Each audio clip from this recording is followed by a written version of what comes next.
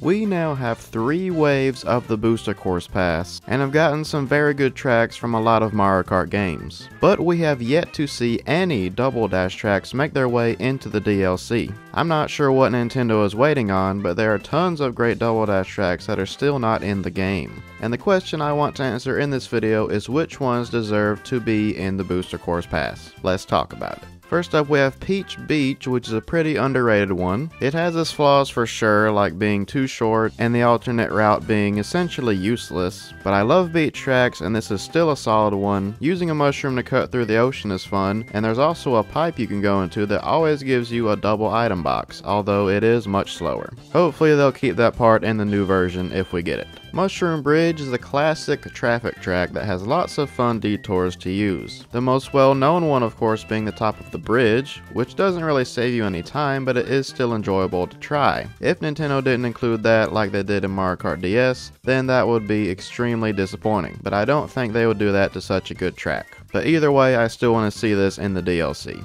Daisy Cruiser is one of the best Mario Kart tracks ever, and with good reason. Who doesn't want to race on a cruise ship? I know I always have a blast. Plus the pool that was originally a hazard in Double Dash will be drivable through since you can go underwater now, and there's also a detour where you go through the engine room, which will most likely be flooded. This is the track that I would bet the most on making a return due to it being in Tour and being so popular. Waluigi Stadium is a fantastic course that I know more from Mario Kart Wii, and it's definitely better on the Wii too since it has the half pipes, which just feels so natural on this track. But it's still a great track in Double Dash, and either way it will still have all the great jumps, fire rings, mechanical piranha plants, and pretty much everything that makes this a great course. And I think it would be super enjoyable in Mario Kart 8 Deluxe. Mushroom City is basically the bigger night version of Mushroom Bridge. There are like 1,000 routes you can take on this track, which helps keep it fresh, and plenty of cars to avoid, of course. I think of it as a less hectic version of Moonview Highway, but it's still a very good track, and I think all the infrastructure would look super nice in the Booster Course Pass. DK Mountain is a fan favorite, and for good reason. You get shot out of a cannon and make your way down a mountain while avoiding boulders and super difficult turns, and the music goes so well with it and perfectly sets the mood.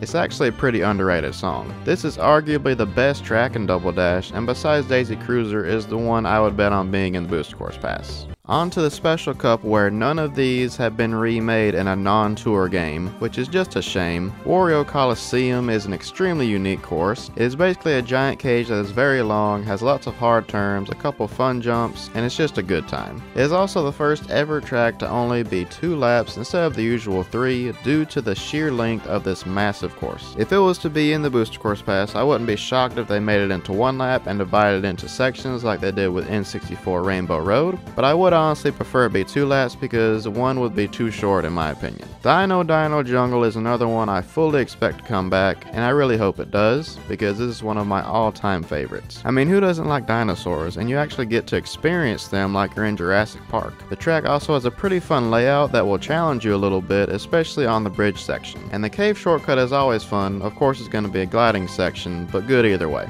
I expect it to be in the DLC very soon. Double Dash's version of Bowser Castle is one of the best in my opinion. It has lots of standard hazards like thwomps, spinning fire wheels, and a giant mechanical Bowser shooting fireballs at you, similar to the one in Wii. It's a little bit on the longer side, but I don't think it's egregious enough to split it into sections, but I do think 2 laps would be perfect. But I highly doubt that would happen. As long as it just makes it into the DLC, I'll be satisfied. And finally, Rainbow Road. Double Dash's Rainbow Road is an absolute banger of a track, and I can never get enough of playing it.